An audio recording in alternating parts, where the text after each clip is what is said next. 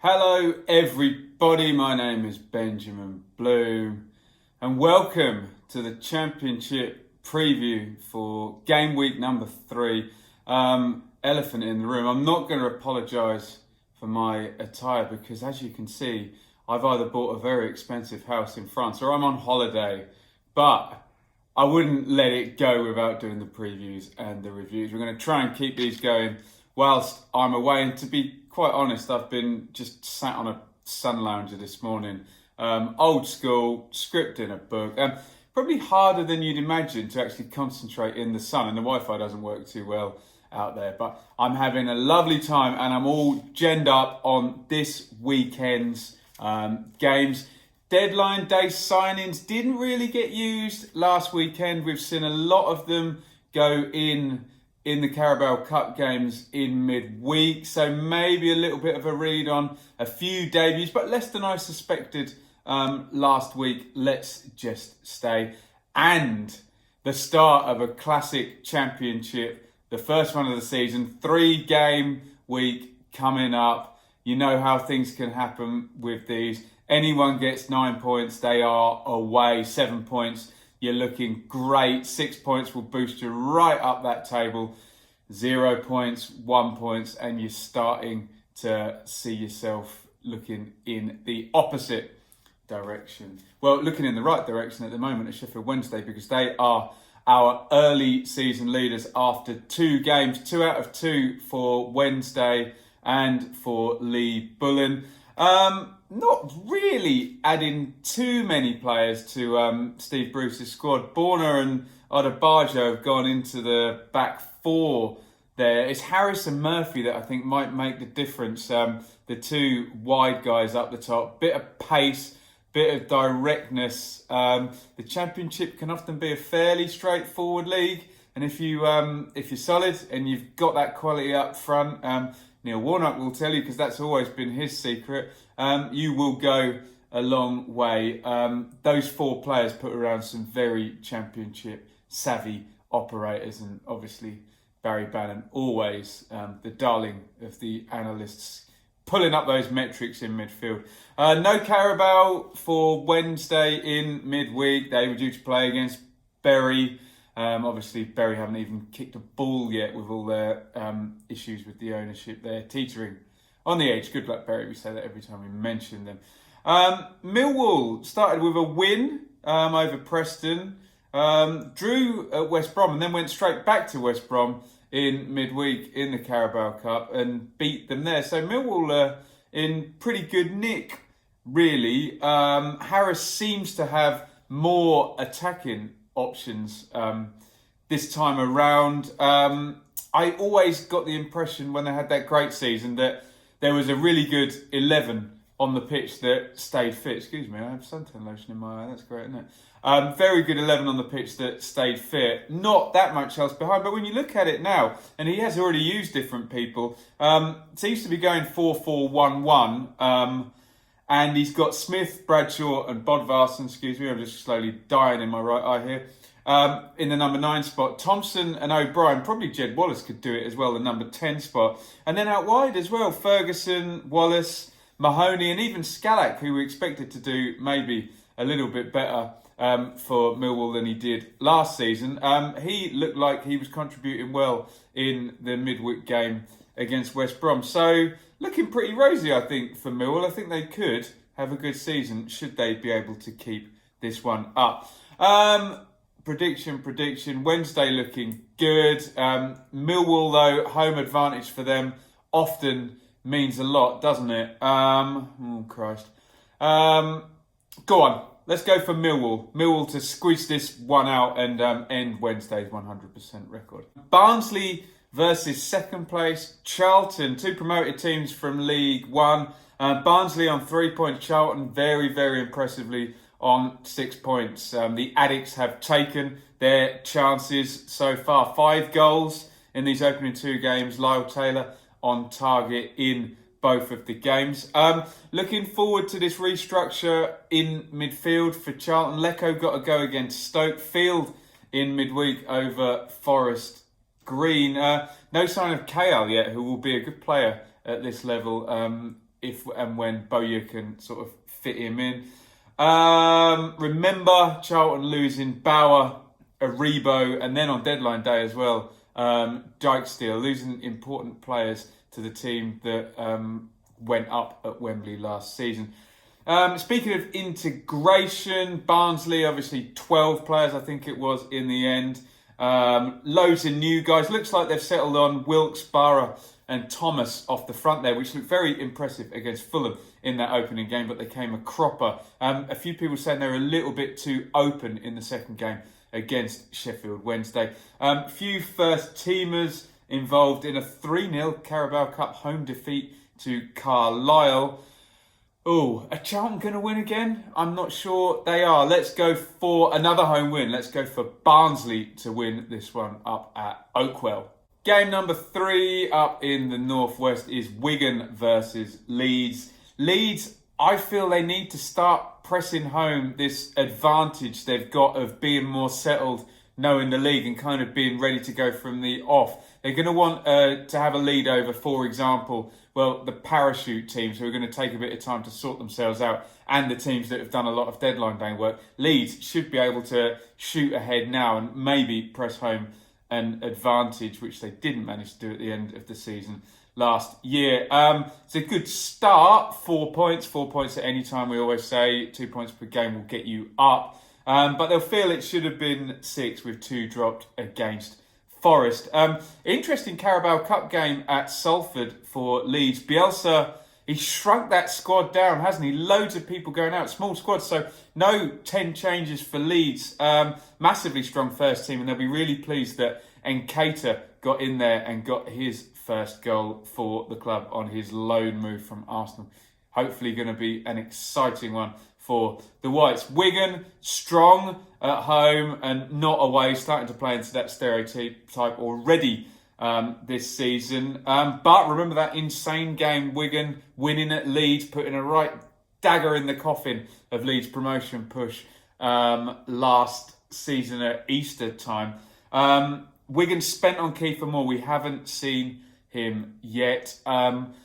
Prediction, I think Leeds are going to turn up for this one, be up for it. They're very good in this first month of the season.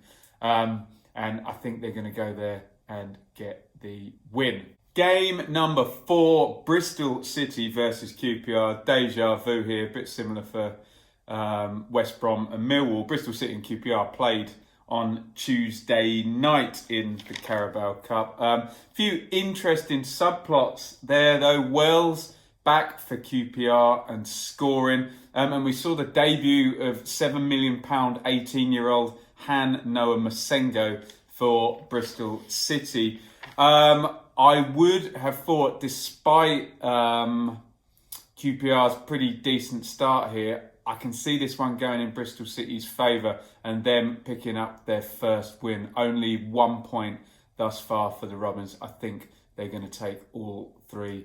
In this one, I think you'll see a Phobie back into the starting lineup there, and Lee Johnson start to build another team in the absence of Kelly, Webster, etc., etc.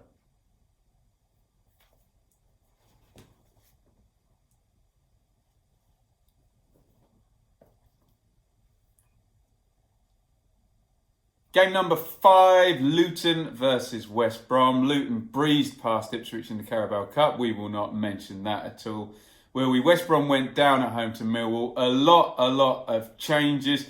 Couple of subplots again though. Charlie Austin in and opening his account for West Brom after only 9 minutes. And Izzy Brown really looked pretty decent for Luton. We expected him to get going and have a great season for Leeds last time out, and it never really happened. He looks like he could be a real player, and especially given the diamond midfield, and if he gets that number 10 spot, this could be a good one for Izzy Brown at Luton. There will be a bigger fish in that Kenilworth Road pond. Luton only 1 point so far, but battling draw for the Hatters against Borough on opening day, and nearly took a point at parachute team Cardiff, only to lose in the 96th minute there in Wales. Isaac Vassell with that goal. West Brom, lots and lots of quality, but virtually a whole new team, and the narrative, I guess, is can Luton take advantage while West Brom haven't sorted out yet, get those quick transitions working. I am not so sure. I think West Brom might have a little bit too much for the Hatters. So I am going to go for an away win in this one. West Brom to take all 3 points. Game number 6, Stoke versus Derby County. Koku still undefeated as Derby boss, including a midweek Carabao Cup jaunt to Scunthorpe, setting up an early season East Midlands derby. I'm sure the police will be pleased about that one. They've got Forest later in the month. Stoke won at Wigan, so if that builds confidence, they'll be really, really pleased with actually getting a win, having underperformed in both their games, but underperforming their XG. They should have got more out of these first 2 games than the 0 points than they did get. So this is one of those situations. It either comes good and the points start to reflect the metrics, or time's going to start running out for Nathan Jones, and the pattern of playing well and creating chances but not winning doesn't really work at any club, does it? Let's go for Stoke in that case. Let's say they're going to get their first win. It's got to come sooner rather than later, hasn't it? Surely, with the quality in that team, and Koku for his first defeat there. Let's see how that one pans out. Game number 7, Forest versus Birmingham. Blues fans cooing in the feed about their new midfield. Not just Sunjic, but Villabla in the midfield. Impressive. 4 points on the board against the analysts' favourite Brentford. Big spend in Bristol City. Draw with them last week. Good stuff from Pep Clotet to start with. Again, Blues fans will hope the opposite of Stoke fans, that the metrics that aren't necessarily reading well, but the points are, will catch up and the pattern of play starts to develop nicely and quickly. It was quite specific and niche under Monk, and it doesn't look like the players Clotet's got will be playing in a similar way than he did. So some change needed there, but looking positive, and what I'm hearing about the Spaniards, it seems to be some upside there for Blues. Forest, reasonably stable selection-wise first 2 games. Obviously, they lost at West Brom. I think anyone who gets a point out of Ellen Road in the first couple of months will be pretty pleased with that. Lamouchi so far has gone with the people he got to work with in the close season. He did try 4 or 5 out of, remember there was a few in over deadline day and through the course of the summer. Over Fleetwood, Samba, Jenkinson, Bostock, Mir, I think a couple of others, all played. So maybe we start seeing players dripped in, or does he keep with the pattern of play, stick with that 4-1-4-1 and gradually drip players in? Which does he think is most important? And in a 3-game week, he's bound to do some kind of rotating. Ooh, tricky one, this one to call. Let's call this one down the middle. We'll call this one a draw at the City Ground. Game number 8, Swansea versus Preston. Both sides winning in midweek over Northampton and Bradford. Swansea just ahead in the league, 9th over 10th place Preston. Both at their best last season were real machines. Preston with their intensity and a bit more kind of power football, and Swansea were, kind of tippy-tappy out from the back, but working really well at times last season. Both lost top players. James, McBurney, we know all about Swansea. Robinson, they're both trying to recalibrate with those players now gone. Preston are probably a bit ahead of the curve. Well, they're probably 6 months ahead of the curve, frankly, because they brought players in January that are kind of settling down now there in that regard. I don't think Preston are going to lose this one. Let's go for a draw down in South Wales between Swansea, and Preston. Huddersfield versus Fulham. This is your Friday night game. I have seen both of these teams. Huddersfield only had the single point on the board. They lost to Derby, drew at QPR. 3 points on the board for Fulham. The story of Fulham when I saw them against Blackburn, full of star power, but the pattern of play not working at all. Too slow out from the back. Didn't seem to have clicked just yet. Huddersfield, well, they've lost Moy, but look like they've got lots of threat down the sides in this division with Diakabi and Benza, their pace, Pritchard's kind of skill. So skill and pace and guile down the sides.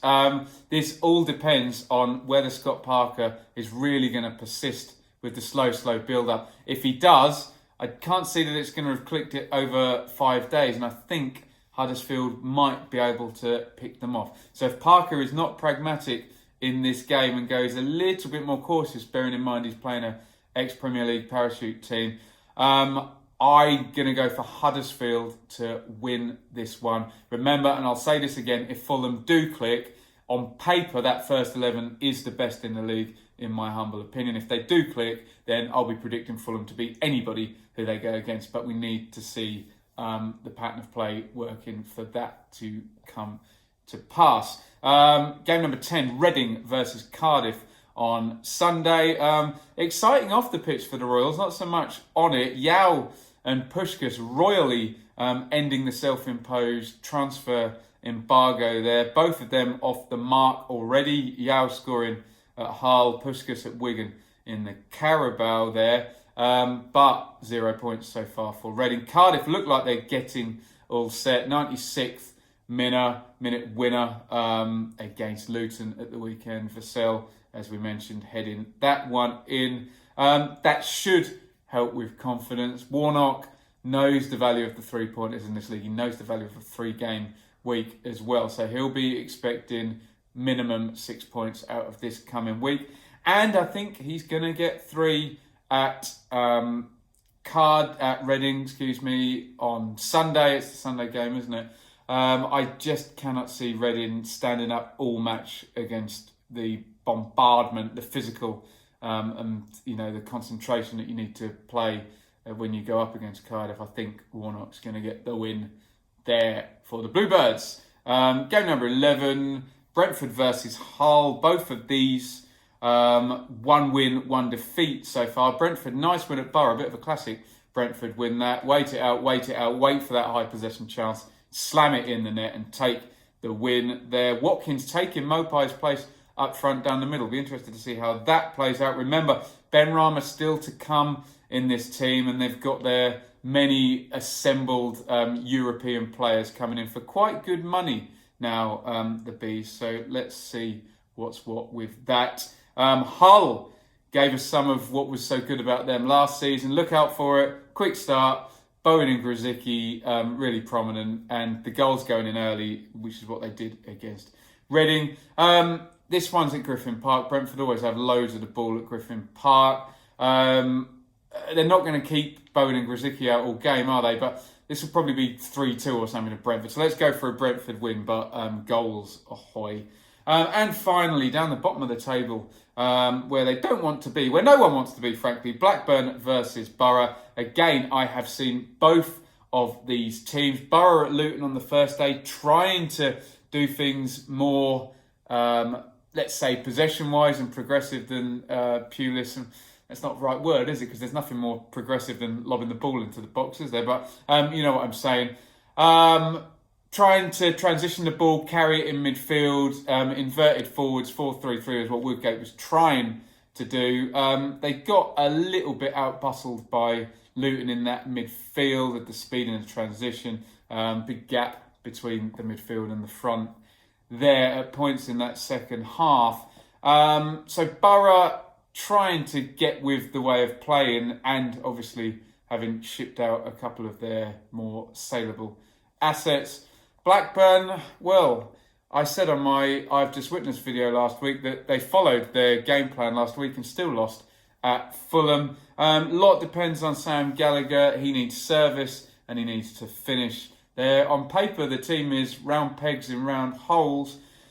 Does Woodgate get his first win? Yeah, I don't think he does. I think Mowbray might have too much for them. I think they might eke this one out. Let's go for a Blackburn win. That is all 12. I've managed to get through. Sorry for the edits early on. Sun cream in your eye. Well, that really, really hurts, doesn't it? So extreme. And I tried to continue, but like a footballer, I needed to be stretched off and get some treatment there. Get your thoughts in. Any predictions, throw them in the comments. Remember, I like to throw one in because people always ask for predictions, but hey, I'm wrong more than I'm right, put it that way. I will be back. I'll try and get a look at all of the goals on my Sun Lounger and do a review on Sunday. And then we'll try and do preview and review for the midweek lot of games. Although we'll be travelling on Thursday, so that one might be a bit tricky. But we'll see how it goes and hopefully a live stream on Friday. Thanks for tuning in. I'm going to try my best, like I say, to keep up with the football on my holiday. Don't worry, I'm getting plenty of relaxing and lounging in, so it's not taking over. No danger of that happening. As usual with the channel, hit the subscribe button if you're here for the first time. Hit the bell as well for notifications for regular, almost daily Championship content. If you've been watching for a while and want to support further, I'm on patreon.com/Benjamin Bloom. It's $5, so the equivalent of a pint of beer each month. I don't make any money out of this. It'll always be free on the YouTube, and hopefully one day I'll have loads of subscribers and the ad revenue will allow me to do it full time. But in the meantime, just might need a little bit of help from kind subscribers who've enjoyed what I've done in the past, whether it be a live stream, match review I've just witnessed, or a preview or anything like this. Check it out on Patreon and help a brother out. If not, hit follow on Twitter @Benjamin Bloom, and you'll also be notified of all of the latest videos. On that, I'm going to try and edit this and get this up using the dreadful Wi-Fi here. So if this never sees the light of day, well, it's never seen the light of day, so I don't know why I'm saying this at all. So thank you very much for watching. Enjoy the games over the weekend. Tweet us, let us know what happened if you're at any. And I will see you very soon. Over and out.